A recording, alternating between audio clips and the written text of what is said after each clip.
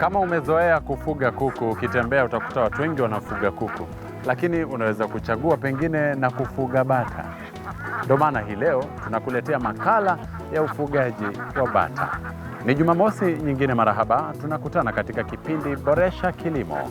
Hiki ni kipindi ambacho kinaangazia nyanja mbalimbali za kilimo, teknolojia ibuka, hali kadhalika kilimo asili. Hii leo utajua kuhusu kufuga bata. Popote ulipo, ujambo na karibu. Mimi ni Laban Shaban. Kilimo ni nguzo kubwa kwa ujenzi wa taifa, kwani kilimo ndicho huboresha maisha.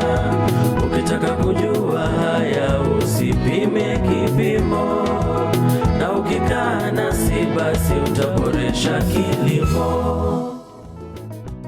Bata hufugwa katika shamba la Ololo kwa ajili ya nyama yao tamu, mayai makubwa na sauti ya kuvutia inayoburudisha wakulima na wageni shambani. Linda Lora ni mtaalamu wa ufugaji wa bata, na ndio maana kikosi cha Boresha Kilimo kiko hapa Kajiado Kaskazini, kaunti ya Kajiado, ili upate maarifa. Usione kama pengine unazoea ndege fulani, pia bata unaweza kuwafuga na upate faida.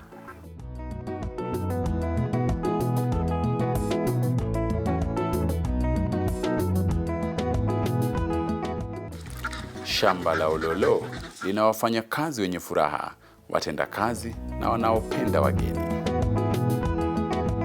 Hapa Ololo Farm mimi ni production assistant, na kwa sasa sana nahusika na mambo ya kufuga bata na kuku, na hiyo ndio biashara yetu kuu hapa kwenye shamba. Kuwa na aina tofauti za bata shambani Ololo kumesaidia kuongeza uzalishaji na kukidhi mahitaji yanayohitajika.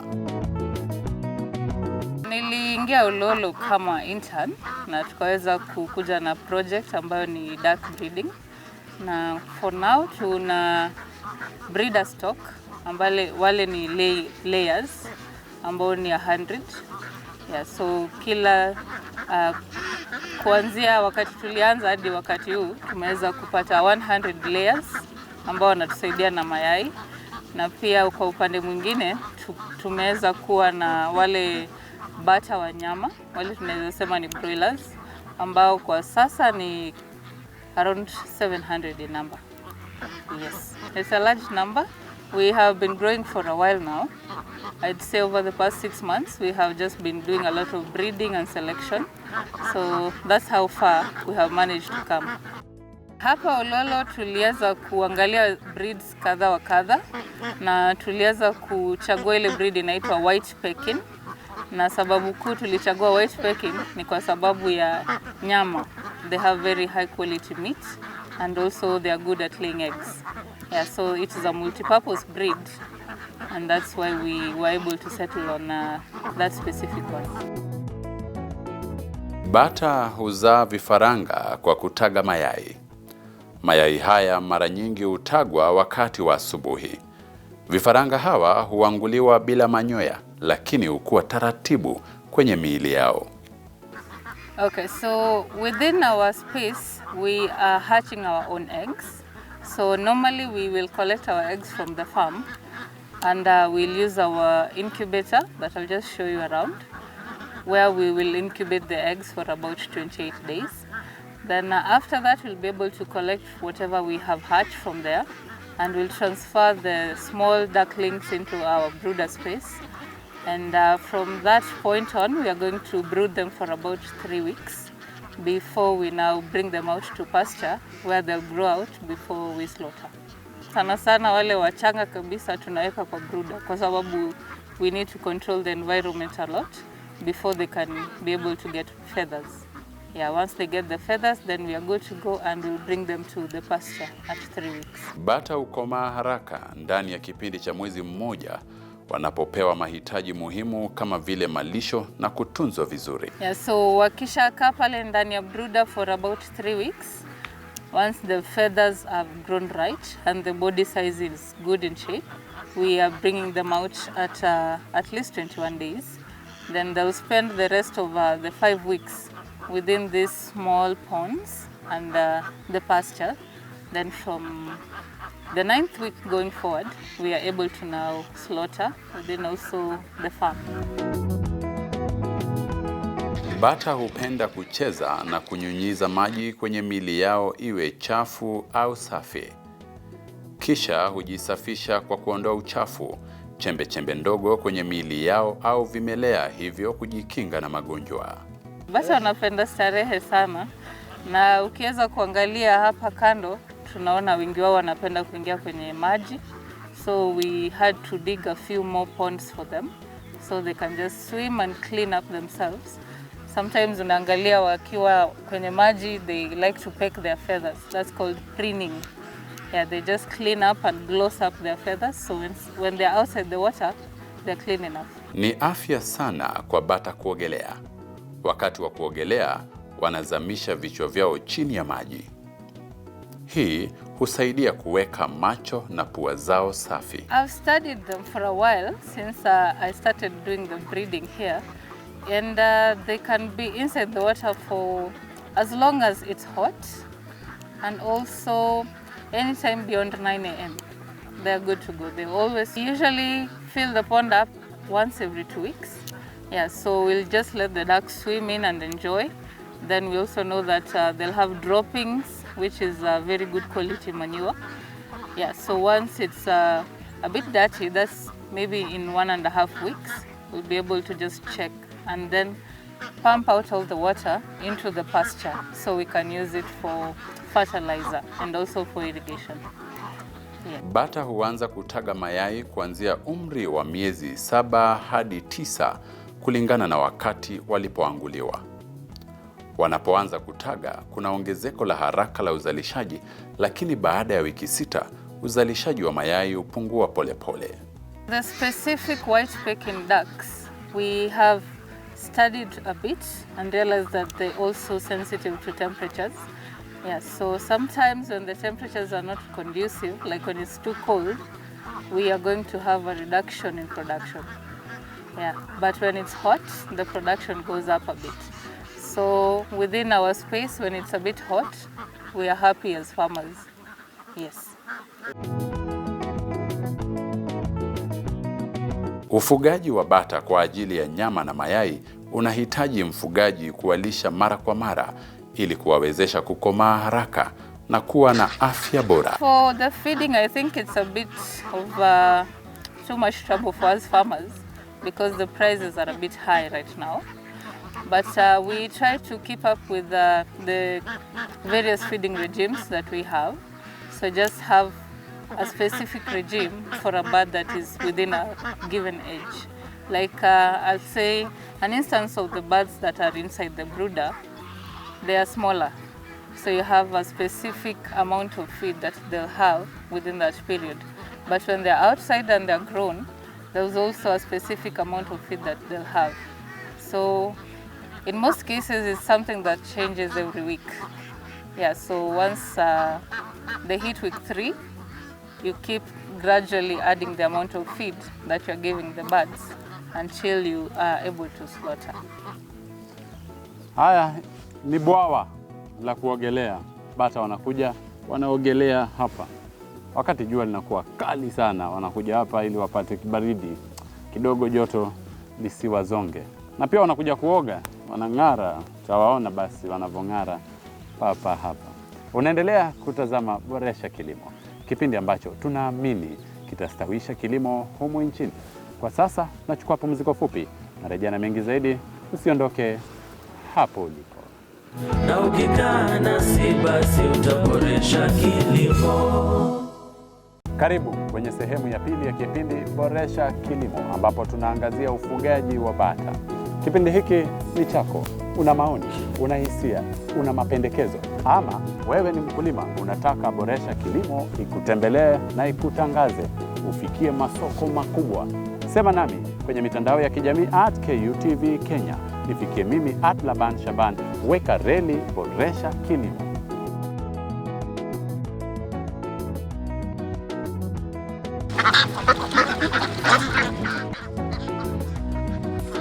Wakati mkulima anaamua jinsia ya bata anaofuga, anapaswa kuzingatia kwa nini anafuga bata hao. anawafuga kama wanyama wa kipenzi ama pet, au kwa sababu ya uzalishaji wa yai au uzalishaji wa nyama. Kwa mfano, ikiwa unataka bata kama mnyama ama kipenzi, kwa kimombo pet, ni afadhali bata wa kiume ambao wanahitaji uangalizi mdogo na hawahitaji chakula cha tabaka na hawaathiriwi sana na magonjwa. Bata wa kike ni bora katika uzalishaji wa mayai.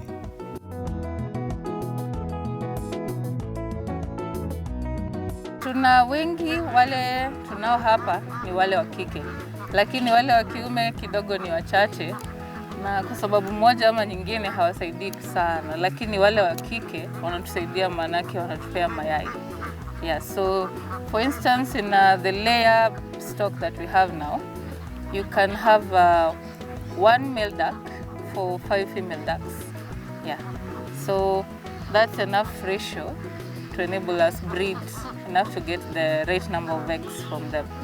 Bata hupenda kutumia muda wao mwingi nje ili kufurahia hewa na kupumzika, kwa hivyo ni muhimu kwa wakulima kuunda mazingira ya kufaa kwa ukuaji wao. What we have behind me here is one of our movable cages. It's just a structure that we have outside to enable us keep the ducks in, to protect them from maybe the harsh weather conditions and also the wild animals that we have. It's locally made. We use a lot of the material from within our space to just construct this. And the beauty of it is that we are able to lay it on the grass. Yeah, so the ducks will just play outside. Once they're ready to go in for the night, we just lock them in. Then you'll open them up again in the morning for them to enjoy the grasses. Wanaingia pale, tukifunga kazi kitu kama saa 10:30 hivi kila siku. Ukipeleka chakula watakufuata. Yes. Haya, wanapenda chakula sana. So ukipeleka chakula watakuja tu. Yes. Ndani kuna maji. Yes, ndani huwa tunahakikisha kuna maji na pia tuna zile feeders. Wakiwa hapo ndani wanaweza kula. Yes. Kwa kawaida bata si wale ndege ambao wanapata maradhi sana. Yeah, hapo ni kuku sana sana. Lakini hapa na pale wakati mmoja ama mwingine tunapata maradhi kwenye duck runs, tunazita duck runs zetu hapa. Yeah, so hapa ile shida kubwa sana tunaweza kumbana nayo ni baridi. Hasa kwa wale bata wachanga sana wametoka kwenye brooder. Yeah, so hapo huwa tunahakikisha kwamba wakija nje wana ile form nzuri. They are well developed. They have feathers and all that. Ndo wakiweza kukaiti hapa nje wasiwe na ile baridi sana. Kuweka mazingira ya bata katika hali ya usafi husaidia kupunguza visa vya wao kuambukizwa na bakteria au magonjwa, lakini mara wanapoambukizwa wanaweza kupewa dawa za asili kama vile vitunguu saumu na vingine. That is affecting our flock. We are aware that sometimes we might have things like avian influenza or duck cholera or typhoid, which we have not experienced as a farm. But in any case we have any challenges with disease, we usually have natural remedy. Yeah, so we use a lot of the gingers, the garlics and the aloe vera in case we need to. Yes, that's most of our antibiotic products that we use. Migogoro ya wanyamapori na binadamu ni changamoto ya kawaida kati ya jamii zinazoishi karibu na makazi ya wanyamapori. Shamba la Ololo wamezoea na kutekeleza hatua zinazoruhusu kuishi kwa amani na wanyamapori hawa. I think our proximity to the national park is also making us a bit vulnerable. So once in a while we have some baboons or some hyenas coming around and they pick up 1 or 2 birds. Yes, but as a general note, I think that's the biggest challenge we've had. Yes, and maybe when it gets too dry, we might have some few patches that don't have grass. Yeah, but for that we mitigate by irrigation, as you can see through the irrigation pipes we have. Yeah, so not really so much challenges on this side. Ufugaji bata ni biashara yenye faida kubwa. mahitaji yao kwenye soko yameongezeka, kwani watu wameanza kuwapendelea badala ya ufugaji wa kuku. Bata wetu wakiwa tayari, huwa tunawachinja hapa kwenye slaughterhouse yetu ya shamba, and we can add value if we want to, but if you're comfortable with selling it as it is, then that's still fine. Yeah, so for us, we do slaughter and sell some of our products to our lodge. It's our Lolo Safari Lodge and Farm. Yeah, so most of our product goes to the lodge, and whatever we have as a surplus, we'll sell to other customers, which is right now majorly Art Cafe and also Green Spoon. It's an online shop. Yeah, so most of our products can be accessed via that. We are not selling eggs. We are majorly doing our breeding, but for the ducks, we can have a kilogram going for up to 1,000 shillings. Nategemea, kuna wale watakuwa kilo 2, kuna wale watakuwa 1.5 kilos. Yeah, so anything between 2,000 and 3,000 shillings. Nyama ya bata ni chanzo cha madini ya chuma ambayo huchangia damu kwenye afya kupita katika miili yetu na inatupa nguvu. Mayai pia ni chanzo cha vitamin B ambayo ni muhimu kwa ukuaji wa afya ya nywele, ngozi, neva na misuli. Bado watu wengi hawajazoea kufuga bata na wengine hawana ile uzoefu ya kula duck meat. Ya kwa hivyo kwa sasa sana kwetu huwa tunapenda kuongea na wateja hapa na pale na pia marafiki. Tunawaeleza umuhimu wa kula bata na zile manufaa wanaweza pata kulinganisha na zile za kuku. Ndiyo. Ufugaji wa bata ni aina ya ufugaji ambao wakulima wengi kuepuka, lakini imethibitishwa kuwa na faida nyingi na faida kubwa za faida. Encourage more youth to be able to venture into farming if they can, because for the most part we are able to make profits or revenue if we do it properly. Yes. Yeah, so I encourage the youth a lot to be more proactive and join a farming, farming practice or something, and they'll be able to get the fruits.